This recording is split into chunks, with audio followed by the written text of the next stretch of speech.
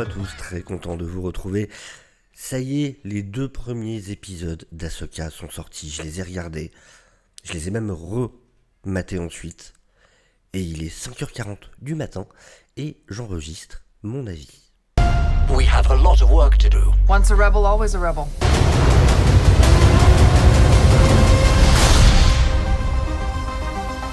Alors évidemment, je vais déjà faire une partie sans spoiler, je ferai un petit peu de spoiler ensuite.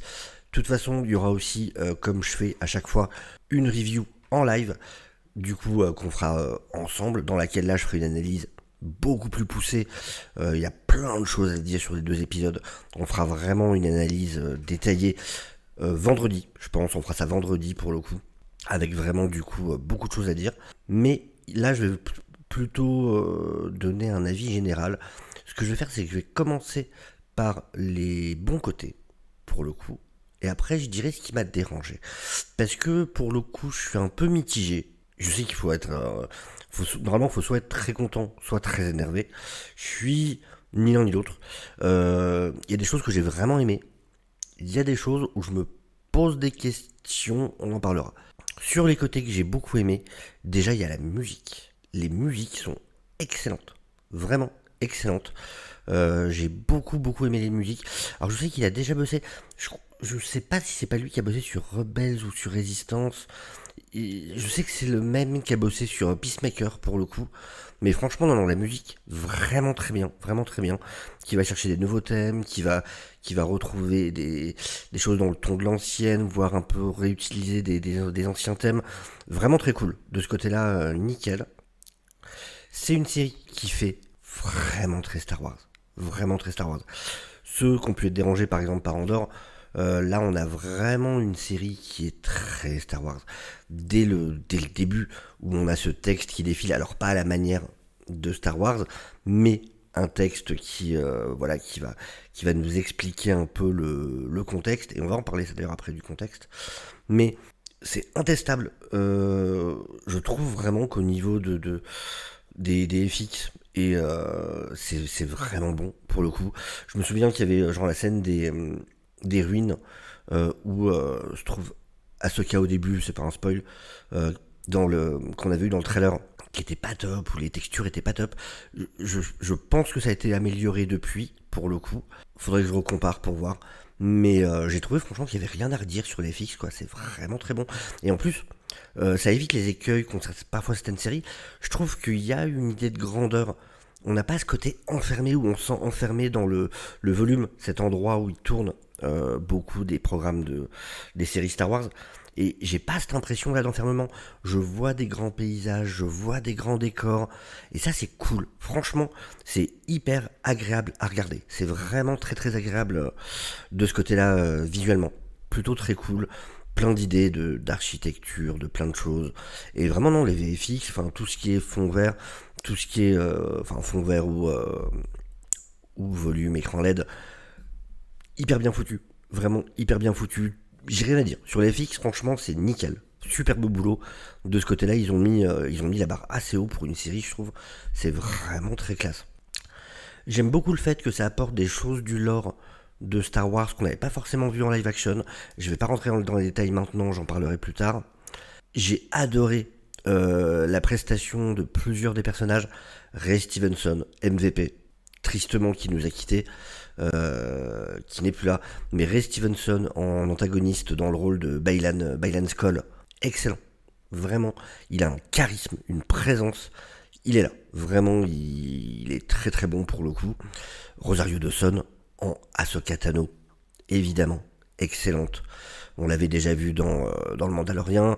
On a Hera Syndulla, donc interprétée par Mary-Elizabeth Winstead, donc la compagne de Obi-Wan Kenobi, Ewan McGregor, et qui est bien.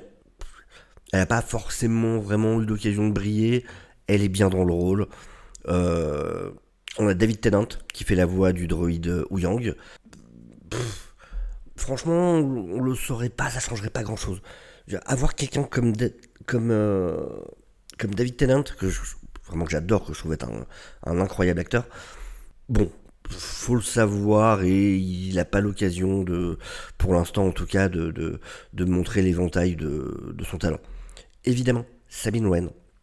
Et là, on va rentrer dans... Alors, c'est une qualité et en même temps un défaut, pour le coup. On va rentrer dans les choses qui m'embêtent un petit peu par rapport à cette série. Donc Sabine Wren, jouée par Natasha Liu Bordizzo, qui est excellente. Excellente. Est-ce que c'est pas ces épisodes? Est-ce que c'est pas ces 2 épisodes à elle, en fait? Disons que c'est au moins autant du Ahsoka que du Sabine Wren, ces 2 épisodes. À voir comment ça sera par la suite. Mais, donc déjà, c'est vraiment au même niveau. Et il y a un truc vraiment que j'ai envie de savoir. Et ça, c'est peut-être mon plus grand problème. Alors que du coup, moi, j'ai pas. Mais qui me pose un problème parce que je pense aux autres qui n'ont pas vu Rebels. Et j'ai l'impression que cette série, on est vraiment... Et ça, c'est la peur que j'avais à la base. Moi, j'ai vu Rebels. Et on nous avait dit... on nous avait dit que ça serait la 5e saison non officielle de Rebels. Puis après, on nous avait dit non, il n'y a pas besoin d'avoir vu Rebels, il n'y a pas de souci. Pardon. Et du coup, je peux pas me rendre compte parce que j'ai vu Rebels. Je l'ai fini il y a pas longtemps, même la saison 4. Mais bordel, c'est vraiment la suite de Rebels. C'en est au point. Alors, ça spoil rien en vrai. De toute façon, il faut avoir vu Rebels pour comprendre. Mais en gros, les 2 épisodes se terminent sur la fin de Rebels.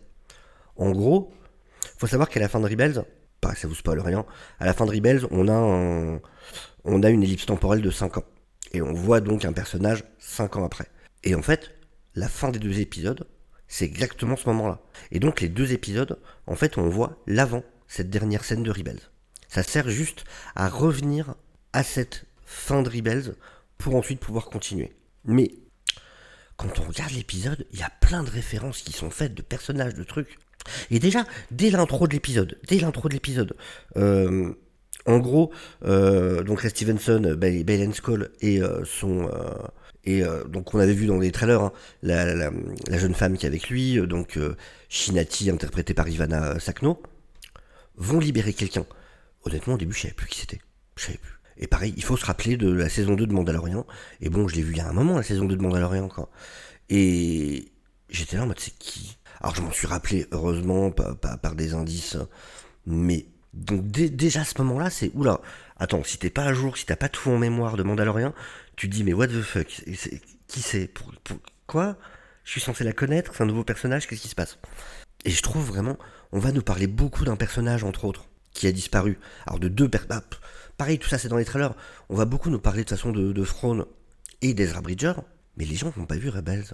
J'avais déjà fait cette remarque avec Mandalorian, où des gens nous parlaient de Thrawn comme un grand danger et tout ça, mais ça ne parlait qu'aux gens qui ont vu Rebels, en fait. Ou qui ont lu des livres, ou des comics, ou quoi, d'autres apparitions de Thrawn. Mais quelqu'un qui n'a pas ces connaissances-là, on te parle de quelqu'un, on n'arrête pas de te parler de quelqu'un, ouais ok, vous êtes gentil, mais c'est qui? Pourquoi je suis censé en avoir peur? C'est quoi le problème avec lui? Quoi? Et on donne aucun élément. On donne aucun élément pour le comprendre. Et je trouve que là, vraiment, des personnages... Sabine Wren, on nous explique quasiment rien sur elle. Hera, pareil. Et peut-être que c'est moi qui me trompe, du coup. Et pour ça que je suis vraiment curieux que vous me disiez en commentaire, ceux qui n'ont pas vu Rebels, est-ce que vous trouvez que c'est le genre de série qui vous accueille, qui vous permet de pas vous sentir... de pas avoir l'impression d'avoir loupé le début de la fête, en fait. C'est vraiment ce truc-là, quoi. Je me demande vraiment... C'est assez... J'ai l'impression qu'au lieu d'agrandir le cercle des fans de Star Wars, on le restreint au fur et à mesure. Et c'est vraiment, on se parle comme dans un club. Et là, cette série-là, c'est vraiment, hey, tu fais partie du club RIP. Alors, il y a plein de trucs. Et c'est cool. Moi, je suis content de voir ça. Et moi, j'apprécie. C'est pour ça. Je dis ça de manière négative. Mais en vrai, moi, j'adore. Mais ce qu'il y a, c'est que je me dis, et les autres? Et ceux qui n'ont pas vu? Parce que le nombre, mais des trucs à la con. Mais ne serait-ce que le plan sur la nature, et on voit le chat de Lothal. C'est tellement un truc de Rebels, c'est tellement un truc qu'on a vu plein de fois dans Rebels, et il y a tellement de références, mais tellement, et pas que Rebels d'ailleurs, même par rapport à Clone Wars, ne serait-ce que le droïde justement Ouyang. Alors il y a 2-3 répliques qui nous expliquent un peu, enfin, qui nous expliquent même pas. Il fait référence au fait d'avoir entraîné des Padawans, mais si on n'a pas vu Clone Wars, on sait pas que c'est vraiment lui, le droïde, qui a appris à tous les padawans comment on fabrique un sabre laser. Il y a des trucs, je sais pas, enfin vraiment, je reste un moment là-dessus, mais c'est vraiment un truc qui me fait me poser question. J'ai l'impression, tant mieux si je me trompe complètement, Mais j'ai vraiment l'impression que ça peut laisser beaucoup de monde en dehors en fait. Et c'est ça qui me pose question pour le coup. Et encore une fois, vraiment, moi j'ai apprécié, attention, j'ai apprécié, mais je me pose question. Un autre problème que j'ai par rapport à la série, c'est dans le rythme. Pour moi, il y a un vrai problème de rythme. Un vrai problème de rythme. Et le truc, c'est que on a pas mal de scènes assez lentes. Et j'aime ça, sur la plupart. J'aime le fait qu'on prenne le temps de voir un personnage se déplacer d'un endroit à l'autre, ce qui nous donne le temps de voir les paysages, de voir des choses. Mais alors, ce qui m'emmerde, c'est dans les dialogues. Les dialogues, en fait, c'est simple, pour vous refaire un peu le truc, les dialogues, c'est quelqu'un qui va parler,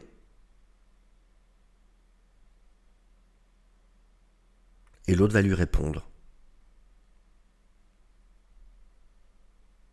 Et l'autre va renchérir par-dessus. Et ensuite, on va recommencer comme ça. Et c'est chiant. C'est chiant, en fait. Vraiment... Faites gaffe, chaque fois, les dialogues, c'est ça. Quelqu'un parle, et puis je te réponds. Et du coup, c'est chelou. Et donc, il y a ces moments-là de dialogue qui sont assez lents. On a d'autres moments qui sont un peu contemplatifs et tout, mais ceux-là qui me plaisent, il n'y a aucun souci là-dessus. Et d'un coup, on va nous mettre une scène d'action histoire de dire eh oh, réveille-toi, réveille-toi, il se passe un truc, c'est bon, allez, reste avec nous, reste avec nous. On lui fait des petits gifs comme ça. Allez, allez, reste avec nous. Tiens, il se passe un truc, il y a de l'action. Au niveau des scènes d'action, plutôt cool, franchement. Il y avait pas beaucoup de partage sur le combat d'Ahsoka. C'est un personnage je sais plus son nom, c'est cette espèce de comment enfin cette espèce comment l'inquisiteur. Enfin en tout cas qui a un style d'inquisiteur et qui a une épée d'inquisiteur, mais on connaît pas son identité. Et j'ai une théorie là-dessus. Faudra que je pense à vous en parler dans la partie spoiler, mais j'ai une théorie sur son identité. Mais mais donc cette scène d'action, pas mal de monde l'avait trouvée très lente. Et c'était pas mal plein là-dessus, et moi y compris, dans le trailer. Et je trouve que là, ça m'a pas choqué en fait. Les combats, ça va. C'est pas incroyable, mais franchement, ça tient la route. Le combat dans cette espèce de graveyard là, d'entrepôt de vaisseaux machin est plutôt très cool avec justement l'inquisiteur. Enfin il y a plusieurs combats qui franchement ça le fait plutôt pas mal. Encore une fois c'est juste que c'est un peu bizarre parce que ça fait vraiment scène d'action mise disséminée dans quelque chose de très lent. Et du coup, c'est un peu étrange au niveau du rythme. Mais bon, c'est pas un énorme défaut, ça, pour le coup, ça va. Pour la partie non spoiler, si, un personnage où j'ai vraiment du mal, par contre, vraiment du mal, c'est du coup la jeune femme qui est avec Skull, avec Ray Stevenson, donc Shin Hati, celle avec les cheveux blancs là. Je trouve qu'elle surjoue. Elle est tout en mode. Je sais pas, j'accroche pas du tout au personnage. Je trouve qu'elle en fait trop. C'est peut-être qu'on lui a demandé, hein, je dis pas que c'est de la faute de l'actrice. Mais vraiment, ouais, non, j'ai un souci avec ce personnage. Je la trouve ridicule. Franchement, pour l'instant, je la trouve un peu ridicule. Mais ouais, non, elle se cache très bien. Puis, ce que j'aime, par contre, contrairement à Mandalorian, c'est que pour le coup, on sait où on va. On sait où on va, il y a un but clair. Voilà. On sait quel est l'objectif. Et ça, c'est cool.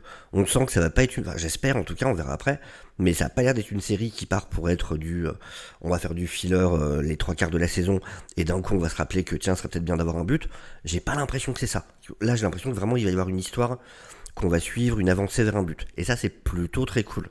Et vite fait, j'ai dit, mais j'aime le fait que ça ramène du lore. Le lore plus fantastique de Star Wars pour le coup. Et on voit bien que ça va ramener cette partie du lore là, qu'on a pas mal vu dans l'animation, beaucoup moins en live action. Cette partie vraiment qui justifie pourquoi on dit que Star Wars c'est de la fantasy et pas de la science-fiction. Et là on va amener cette partie là au live action et ça je trouve ça très cool pour le coup. On passe à une partie spoiler. Spoiler, tout ça. Partie spoiler, c'est bon si vous êtes encore là, si vous en avez rien à foutre.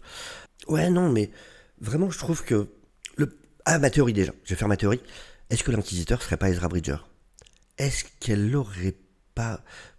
Mais en même temps, est-ce qu'il y aurait pas de... Ouais, elle aurait chopé des informations par lui. Mais c'est bizarre qu'il soit mystérieux, ce personnage. Pourquoi on veut pas nous le montrer? Qui ça pourrait être d'autre? Ou alors Kenan? Est-ce que Kenan serait pas mort et aurait été récupéré?